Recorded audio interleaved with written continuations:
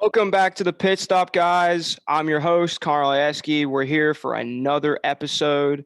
I am super excited, guys, to announce that our first NASCAR driver is on. Welcome, everybody, Jesse Love. Yeah, thanks for having me on. It's always a pleasure, and we'll see what we can get into today. Yeah, man. Obviously, you're the first NASCAR driver I've ever had. You race in the Arca series, which is awesome. You're just moving up the board, getting closer and closer to the top.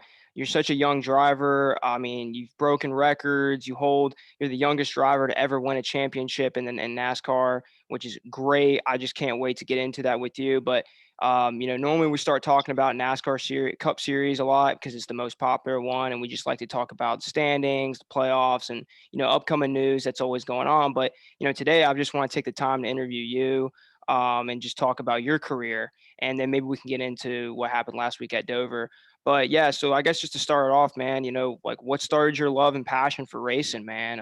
Coming out of California now, and back in Charlotte, the home of racing. Just talk me through how when you were growing up as a kid and started racing. Yeah, so it kind of all made sense for me just to start racing at a young age. It seems like there's two ways you can kind of go about racing if you're coming up. More of the road course guys and IndyCar guys, they do go karting, and then the NASCAR side of things, like Jeff Gordon, Joey Logano, all of them, they kind of started off doing quarter midgets, right? So I started off doing quarter midgets. That's what my dad and his grandfather did. And my dad kind of stopped racing when he was about 16. He went to go to like law school and focus more on his career path of being a lawyer and everything. And I started when I was about 5 years old in quarter midgets, 4 or 5, and from that point on, I've just been racing all across the country. I went from running the quarter midget stuff to USAC focus midget stuff, and then I went and did full midget stuff on the West Coast, and then did national tour stuff with Keith Coons, and then did some sprint car stuff as well on the West Coast for Harley Van Dyke and Justin Cox and Ronnie Tyner and all them guys. And that about around that time, I started doing late model stuff in California in the junior late model series, and I won 5 out of the 8 races my first year and 4 out of the 8 my second year, and won the championship both times. And then I went to run some super late stuff and Arca West stuff, which was last year. So I mean, not a lot of people realize. I mean, I only did like a few super late starts on the West Coast until I got into Arca, and then I just started running Arca last year, and then won the championship last year. And then this year, I'm doing a lot more super late stuff with Chris Wimmer. Again, I'm doing the Arca West again for NAPA, and then I'm doing Arca East for Venerini Motorsports and Mobile One. So it's kind of hard to keep track of everything I'm doing. I'm doing a lot of stuff this year. I get to do some sports car stuff too, to kind of get better at the road course side of things. And, just a lot of great people around me and a lot of, great opportunities. So it's a lot of fun, and I'm enjoying every step of it. And like you said, translated from California out to Charlotte, which is even better. Right, man. Well, man, that's awesome. That's so much to unpack right there. You just so many different, series you're racing. And I mean, what would you say, your turning point was just getting to that next level? I mean, there's so many people that, do this kind of, the midget racing and all that junior league stuff. It goes on all the time. And, a lot of drivers either make it or they don't, what I'm saying? Like, what was kind of that turning point for you that maybe that one race, when you were like, I don't know, 8, 9, 10 years old, that just kind of got you to that next level? Yeah, I think that when you're starting off at a young age, especially with racing, it takes a lot of great people around you, and people that believe in you. I know a lot of sponsors. Like I've had sponsors since I was probably about 9 years old, right, which is really young. Right. And I was able to just have a lot of people that believed in me. My dad did a great job managing me, he still does, to kind of get me hooked up with the right people. Everybody from Lauren Rainier, who's my agent right now, and everybody at Toyota Racing Development and TRD has done a phenomenal job with me and developing me. So I think that honestly, like, it's how you start. And I'm really lucky, and I think everybody that has made it has been lucky to, especially nowadays, to have the right people that believed in them to kind of put them to the next level. I think that one thing that made me, more of a prospect was winning, two junior late model championships back to back when I think I was 12 and 13.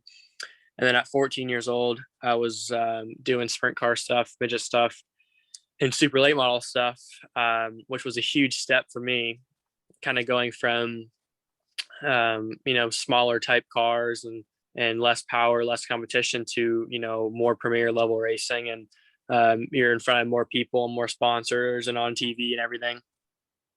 And then I Right. think that just kind of helped me learn a lot, so that when I went to Arca last year, I was prepared, and I won my second race in the Arca West Series, and then I won two more after that, won the championship, and then won other races in the super late as well. So I think it's just a lot of things put together. I'm not sure if it's one race as much as it is just having the right people around you and putting the work in to make sure that they keep believing in you. Right. Yeah, man, that's big stuff right there. I mean, it's just kind of mind blowing for people, even that don't maybe follow racing as much, or even if they do, just the age. I mean, that's you hold a record now, man, for like the youngest driver to ever do it, and that's pretty crazy, man. Like, there's a lot of great race car drivers out there, and to have that record, man, that's pretty awesome. Especially when you look at, again, all the greats that's ever raced. I mean, I'm sure you have tons of supporters and tons of people that think you're going to be really great one day. So you said you started Arca. You started in 2020. Is that correct? Yeah, so I ran my first ARCA race in New Smyrna last year, which was February. Okay, sweet. And in the first year, you went in and won the West Championship. Is that correct? Yeah, I ran. I think there was 9 races on the schedule. I won 3 of them. I think I podiumed 8 of them, or 7 or 8 of them, and won the championship. Dude, that's so impressive. Yeah, I'm reading here 3 wins. You had 9 top 5s and 10 top 10s, which you won the West Rookie of the Year. You're obviously the youngest ARCA champion in history, which is astonishing. And then it said you were on the Racing Reference Rising Star Award. I mean, selected 19th in the Speed 51 short track draft. I mean, these are big stuff, man. Yeah, it was good this year. Last year, I was bummed out about my 19th pick, but this year I bumped up to 8, I think. So I was definitely the youngest one on that list for Yeah, sure. I'm But sure you were. yeah, Because there's some pretty big guys, Arca and that race. I mean, you got guys like Ty Gibbs, that he goes from Arca to truck to sometimes even Xfinity. He's raced a couple there, so that's pretty awesome. What was probably the biggest, like for sponsorships? Like, I mean, you got picked up by Toyota. I mean, that's one of the biggest ones. Like, how did that feel when you first got picked up by Toyota and started racing with one of the best teams out there? yeah. So me and Toyota, we've had a really great relationship over the past years. Um, I mean, I think everybody knows the name Haley Deegan. When Right. I started racing, my first season running pavement stock cars in a junior late model series out in California. That was also her first season in the pavement, stock car too. And we were on the same team. We were teammates in the same series. And so me and Haley kind of grew up together when we were younger doing that stuff. And she was hooked up with Toyota at that time. And then I always remembered, her and Brian and our team owner, Mike, talking about the race reports that they were sending over to Toyota, because the team owner would, kind of put together her race weekend and evaluate it and then send it to Toyota. And I was like, hey, do you think that, you could put together one of those for me and, just see how they like me, right? It was good that I won 5 out of the 8 races, because seemed like every time that he would write something about me, it was, we were winning races, right? So I think that when they saw that, they took interest in me. It was still a little bit too young for them to back me, because I was only 12 years old at the time. Yeah, I mean, that's 11 nuts, or dude. 12. Yeah. And but I remember we just kind of, fostered that relationship to one day, be one of their guys. And when I was about 13 years old, about 14 years old, that's when they really started to back me. And but I've been, with them ever since I first started, right? So they've just done a great job with me and developing me, and they all believe in me so much, which is really great. And I can't do it without them. So huge thank you to all those guys, and we'll keep on doing it.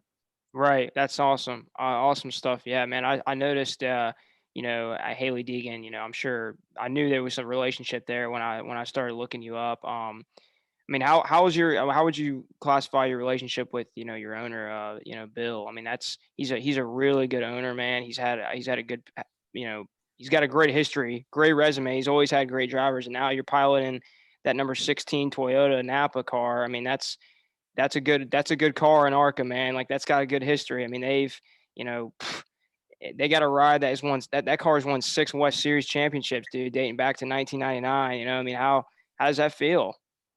It's great. I mean, I remember going to Bill's shop. I think I was the first time I ever stepped foot in his shop. I was probably, let's see, I was 11 years old. And I remember kind of walking in. You know how when you're younger, everything's bigger than it is.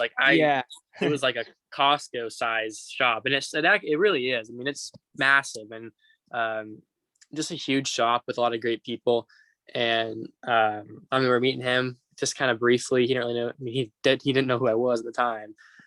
But to think, I'd be going back there 4 years later to do a seat fit at his shop was pretty special. So, and then to get him his 100th win was also pretty cool. And he was really pleased about that. And that was always, they can't take that away from you. So, me and Bill have always had a great relationship, and, he's a good guy, and I've had a lot of great opportunities because of him. So we'll keep on, hopefully winning more races for him, and keeping that number 16 NAPA Auto Parts Toyota Camry and championship in victory lane.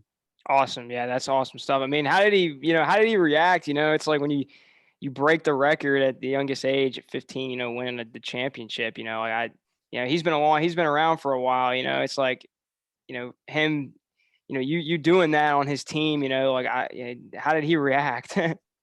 He was really happy. I mean, I think that our spotter either had a conflict with spotting me at Utah, where I won his 100th race in my first race, that, or he had COVID or something, but he couldn't attend the weekend. So Bill had a spot for me.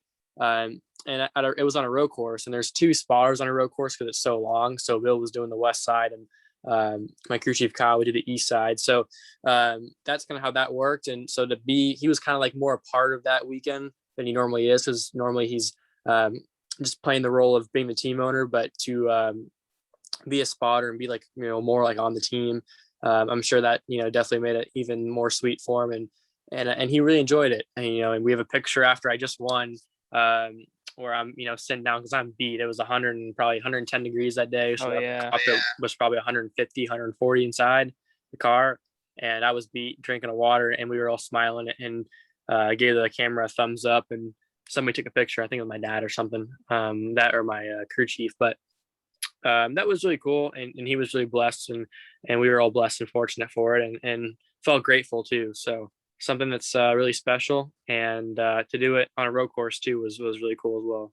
Yeah, man, that sounds great. I mean, I'm sure, man, just awesome experiences and stuff. I mean, obviously, I've never driven a stock car, so I don't really know what's going on in there, but I could only imagine there's always like just the ups and downs. It's hot. I've seen watching on TV. How hard it can be. What would you say? Coming from a NASCAR driver on talking like on the podcast. Let all the people know like what's probably the most like what's the most difficult thing. When you're driving one of those cars, especially when those races last long. There's could be more late cautions and stuff, and the weather could play a factor. I mean, what's probably the most difficult thing? Well, I think that it's a hard question to answer, just because there's so many different aspects of it. But I think that, as most people would understand or think, just the sheer heat of it and the toll it takes on your body mentally and physically. Like it'll get probably it'll get probably 140 degrees in the car. And especially if you don't have the best handling car, then it makes it that much worse. So It takes a big physical toll on your body, especially at a place that's fast and you have a lot of, G-force load on your body, plus the heat and, the 20 different things you're doing and the mental strain, especially. I've done sports when I was younger, whether it be football or soccer or basketball, before I, really went doing this, 100%. And just kind of on the side, I would do other sports and like nothing's like it. Right. And, it's like the hardest sport I've ever had to do. And obviously, we take our finish really seriously, especially when we get Toyota, and they give us great opportunities and great resources to use. So I kind of like it when it's hot sometimes because I feel like it kind of gives me an edge and I get to wait for everybody else to get worn out. But at the same time, it's a lot nicer, racing under the lights, which, is at dark. When the sun's down, everything's cooler. And racing under the lights is honestly a little bit more fun. But at the end of the day, racing is racing, and Yep. it's hard. Yeah, I think from a fan perspective, under the lights is probably, the go-to if they had to pick. I mean, my opinion, I've been to races under the lights and I've been to races in the day, and weather plays a factor in us too. You know what I mean? Like Yeah. you sitting out in the freaking 90-degree heat for 3-4 hours watching, I can't even imagine what it's like in the cars, So I think under the lights is always good. I think they need to do more, to be honest. Yeah. I think that's something they definitely need to look into. But yeah, so that's great stuff, man. I guess, covering all the tracks and stuff, I mean, what's probably your favorite track, man, to get on? I'm not too sure. I think that it all depends on how you do at those racetracks, right? Mhm. But as far as just like pure how much fun it is, like, I mean, for me, my favorite pavement track is probably New Smyrna, down in Florida. I've always been really, really good there. And I've won races there and podiums a million times, it seems like. Yeah, yeah. Um, just had a lot of fun there, especially in a super late. You can really use bumper, and people can kind of like me and Steven Nasty always had really good battles there whenever we race, and you can kind of move people up the racetrack, and then you can kind of give back to them the next one, and it's just good racing. It's good, short track racing at its finest, right? So I haven't been on too many big tracks yet because I'm not old enough to race anything over a mile and a half, but Right. there's a lot of tracks that are a lot of fun. Gateway's a big track; it's a mile and a quarter. It's a lot of fun too. So I think that New Smyrna is probably my favorite place to race, and obviously Florida is like one of my favorite states too. So I like it too. Right. Well, you're just getting started, man. I mean, Arca, you're just now going into it. I mean, you're going to get older and you're going to be able to start racing on more tracks, and you're going to be learning. I mean, it all starts here, man. I mean, it's awesome stuff to hear. I mean, who would you say probably is like one of the Cup guys right now that you look up to the most, man? Well, it's for that. Like I kind of got multiple answers. I mean, growing up, Tony Stewart and Jeff Gordon and all those guys, the open wheel guys that translated over, I looked up to the most just because I kind of came from a mix of open wheel and stock car racing. Mm-hmm. And I did more open wheel when I was younger for sure. So that's kind of how I started more.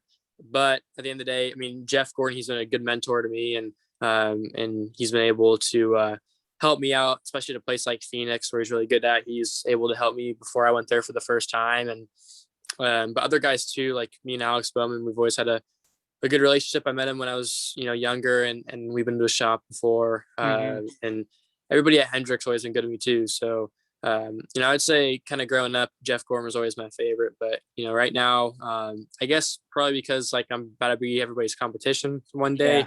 it's hard to have a favorite Cup driver. But, at the end of the day, I'm always rooting for Toyota. And whoever's in that Joe Gibbs Racing cars is always the ones that I'm pulling for. Yeah, man, I understand that for sure. I like that confidence. You're gonna be they're gonna be your competition soon. I like that, Mhm. man. I'm gonna be pulling for you, dude. Of course. I think that's cool. Jeff Gordon and Alex Bowman, some of these guys, big time guys. Speaking of Mhm. Alex Bowman, and what'd you think of that win last Sunday, man? Yeah, it was good. It was not the best thing, old bow ties up in the top four, but obviously Toyota had a rough weekend in general. I think just with Ford winning the race in the Xfinity race, but at the end of the day, we're just pulling the arrow back, and an arrow can only be shot by pulling it backwards, right? So Yeah, Toyota's, hey, we're still leading the points and we're still winning, right? So we'll keep on going and we'll go win at Coda, and hopefully we can pick up a win at Toledo, where I'm racing at this coming Saturday. that's awesome, man. Yeah, I'll definitely be paying attention to the ARCA series, watching you for sure. And like I said, man, it was great talking to you, man. This is awesome stuff. You're now in Charlotte. I mean, your whole family's in Charlotte now, you know. So it's definitely, this is definitely the next move for you, man. It only goes up from here, man. And you're already multiple champion. You're in the history books. It's just really cool to hear from you, man. I'm extremely glad you were able to come on here today. This was nice. Awesome. Thanks, man. I appreciate it. Yeah, man. And again, hopefully, maybe we can get you on again at some point. I know you're busy. You're constantly traveling. I probably don't have that much free time, but hey, man, anytime, man, you want to come on and we can get going with talking. I'm always down. All right. Sounds good. Thanks, buddy. Yes, sir, man. All right, guys, that's it. That's it for us. Jesse gave us awesome information on how his racing career started. I'm super glad he was able to come on. But yeah, just leave a like. Comment below, and yeah, just until next episode, guys. What a interview that was with Jesse. I think he's very very motivated and confident of his skills. It was really interesting learning about the ARCA series and how he came up as a driver. So awesome stuff, guys. Stay tuned. Next weekend, Charlotte. Super excited. Or I'm sorry, that's next weekend. This weekend we have the circuit in Texas. Stay tuned this weekend, and then we have Charlotte. Make sure you come out, Charlotte. That's going to be a big race. Um, you know, we just working at Charlotte Motor Speedway. We just announced that there's going to be full capacity at the Coca-Cola 600. So this is big. We want a lot of people to come out. If you're, local area in the Carolinas, come out and watch. It's Memorial Weekend. There's going to be a lot of fans. We're selling tickets like crazy at work. I'm really excited to be there and be a part of that. Maybe I can do a podcast that weekend if I have some free time on my phone while I'm there, get some live action for you guys. Of course, stay tuned to at the Pit Stop channel on Instagram. And yeah, just if you guys have anything for Jesse, definitely follow him on Instagram. He's one of the greatest to do it at his age, man. 16 years old, crazy. I'm 21. It's unbelievable talking to somebody like him that's so young, so much younger than me with those kind of records and championships he has. Just unbelievable. I really appreciate listening to him. And guys, just make sure you stay tuned. We're coming up next episode. We'll get back into talking about NASCAR Cup Series this year and everything else. But that's it for us today. Adios.